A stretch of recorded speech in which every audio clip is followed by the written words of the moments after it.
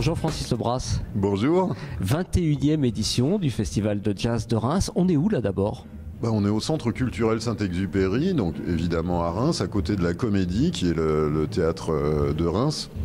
Et c'est un lieu qui nous accueille depuis bientôt 15 ans, qui est un fidèle partenaire et dans lequel on est vraiment comme chez nous.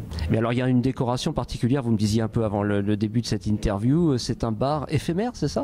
Oui, là on est dans une partie exposition et une de ces expositions est toujours consacrée à un bar éphémère, c'est le 15e cette année, donc qui s'appelle Troupeau Bar, et qui représente une sorte de troupeau d'animaux imaginaires en bois. Et bon, en tout cas, aucun animal n'a été tué pour faire ce troupeau. Bon, super, en tout cas c'est très chic. Donc 21e édition, on le disait, est-ce que vous pouvez retracer un peu l'historique de ce festival en quelques mots ?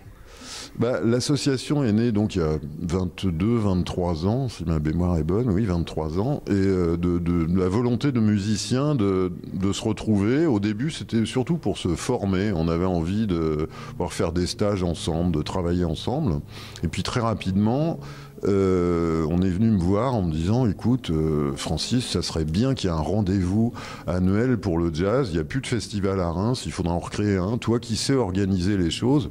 Alors ça m'a surpris parce que je ne sais absolument rien organiser, je suis absolument une catastrophe d'organisation, mais bon j'y ai cru j'ai surtout, ce que j'ai surtout organisé, c'est une équipe autour de moi qui s'est agrandie petit à petit, et moi j'en suis resté le directeur artistique après avoir été président puis directeur très rapidement. Direction artistique, ça me va bien. J'ai pas de souci d'organisation parce qu'il y a des gens qui le font beaucoup mieux que moi. Et puis l'artistique finalement c'est le côté un des côtés les plus sympas aussi. Alors venons-en à cette édition 21e, qu'est-ce qu'on va trouver au programme cette année ?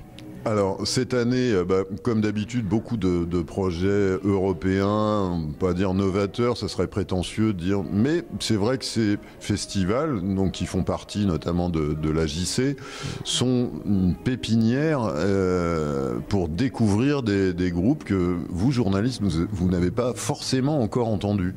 Je pense que notre rôle n'est pas un rôle de suiveur, mais plutôt un rôle de découvreur. Alors ça ne nous empêche pas de nous tromper de temps en temps et et aussi de redécouvrir des musiciens qui ont eu une interruption dans leur carrière ou qui ont fait...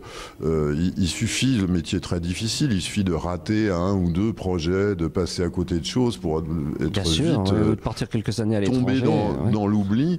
Et donc notre rôle, c'est de tout écouter sans a priori, et même un musicien qui a pu nous décevoir par un projet un peu raté 3 ans avant peut tout à fait retrouver le chemin de nos oreilles et de notre programmation ici. Alors aujourd'hui on est vendredi 14 novembre et en première partie de soirée, il y a 2 concerts dans la soirée. En première partie il y a un concert, BD concert. Ça consiste en quoi exactement ?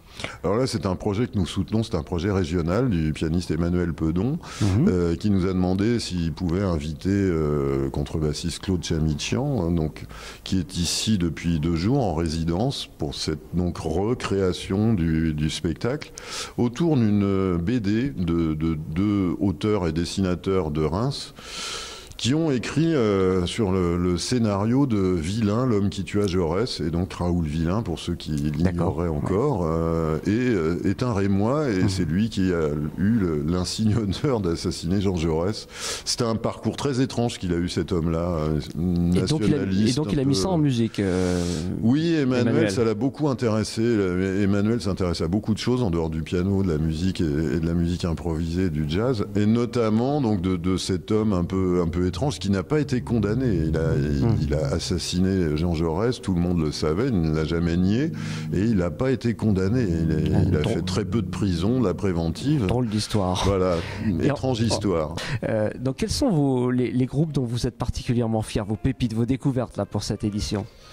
Alors encore une redécouverte, celle du quartet qu'on a entendu en ouverture de ce festival, celui de Pascal Schumacher. Ah oui. C'est vraiment, il était venu en duo l'année dernière, mais je crois qu'on aime tous ses projets, et je dis on parce qu'on est un comité d'écoute. Je ne suis pas le seul à décider, je fais le choix final, mais tous les groupes qu'on entend sur le festival ont l'unanimité. C'est-à-dire, si un de nous dans le comité d'écoute un doute sur un groupe, voilà, on ne le programme pas. Donc tous ceux qui sont ici ont été choisis à l'unanimité.